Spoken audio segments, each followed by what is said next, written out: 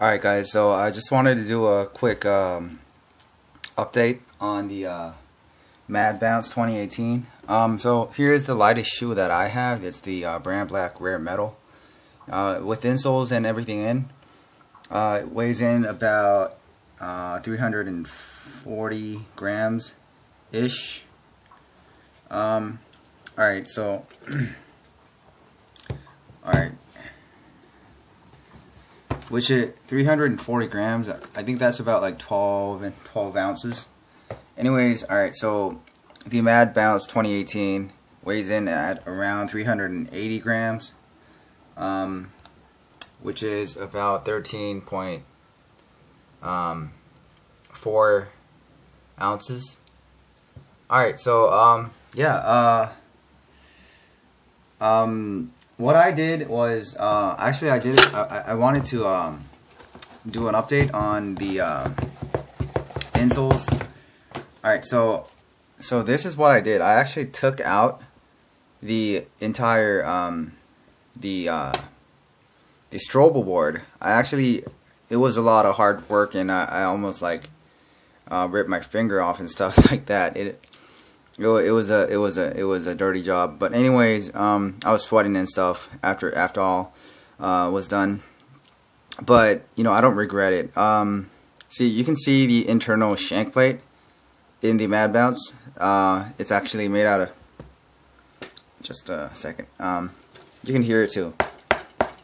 It's made out of this like plastic stuff. You hear the difference? So that's what you hear when you hit the rubber compound or the bounce midsole, and it sounds a lot more plasticky, right? There's a plastic heel shank right there. Not a heel shank, a shank, just a shank. It's a foot shank. Yeah, and without the strobel board, the strobel board is actually this hard. So I'm gonna just take out my the insole real quick. Alright, so it's that it's usually white, but this one's in black. Maybe it's because it's brand black. I don't know. You see how hard that sounds?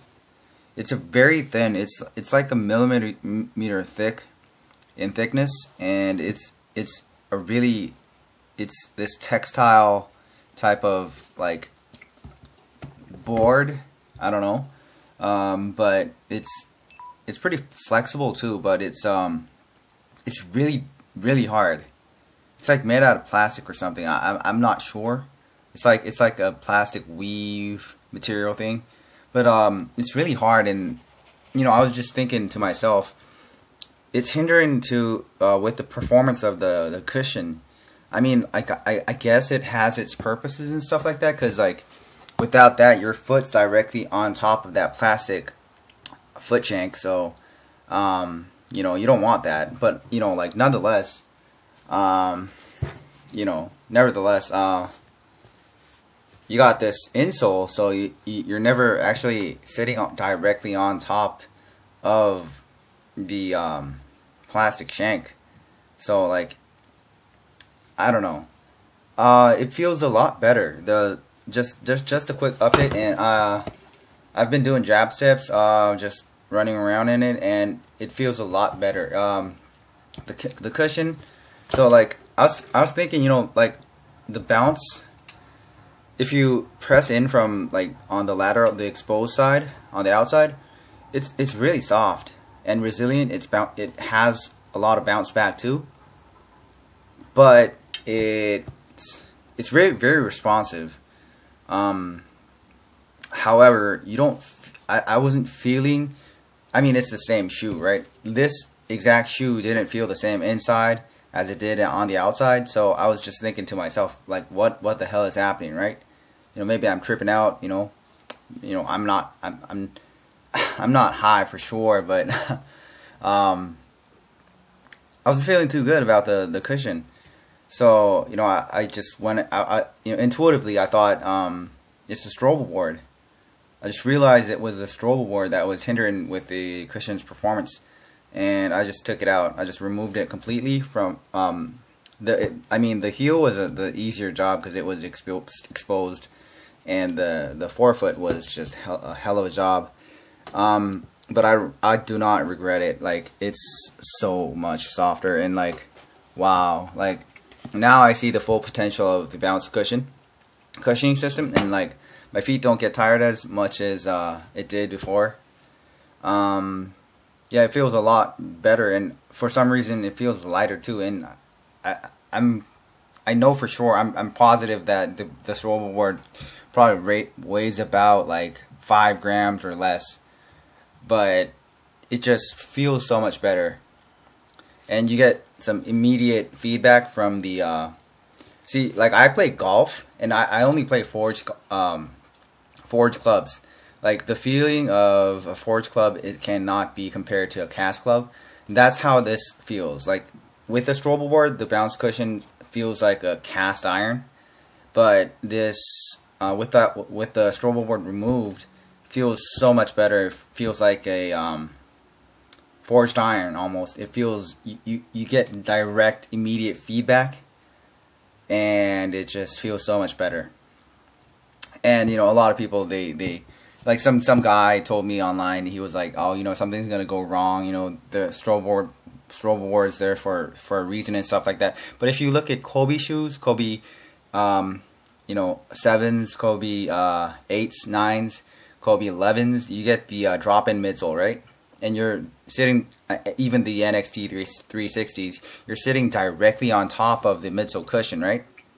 The insole is the midsole, and you're sitting directly on top of it, and it doesn't hinder with the shoe's performance whatsoever, right? That's the way it is. And I was thinking, the strobel boards, they're just a waste of talent, or cushion. Like, so I just went ahead and removed it, and I was right. Like, maybe Adidas could take note of this, and try and not mimic what Nike does with their drop-in midsoles and stuff like that, because that'd be like copyright and stuff like that. I don't know, but copyright infringement, whatever. I'm not sure about the legalities of stuff. But anyways, without the strobel board, it feels so much better, and maybe shorten the length of the shank just a little bit, like not too much, maybe like 5 millimeters, because I feel like my foot should be flexing, sure, right there too, but like your foot's this organic thing. Like, you're not a robot where you don't have a plastic piece right there and you don't flex from right there. Maybe use a P-Bax plate, a little softer plastic shank, or maybe shorten the length just a tad bit, because you want the ball of the foot moving in a fluid motion with the entire shoe. But with this shoe, it's more like the rear end of the shoe, like the rear 2/3 of the shoe is this one piece, and then you got this flexible third in the front. So it's like boom boom, you know what I'm saying? It's like boom, and then it's not a bad thing necessarily, but you know what, I'm just a little disappointed, honestly, because like Adidas went with, they used to have the Crazy Quick and the D Rose 4s, 4.5s. They used to have that flexible midsole, and I thought the D Rose 4.5, or actually the D Rose 4s, I thought the 4s were better than the 4.5s. The 4s,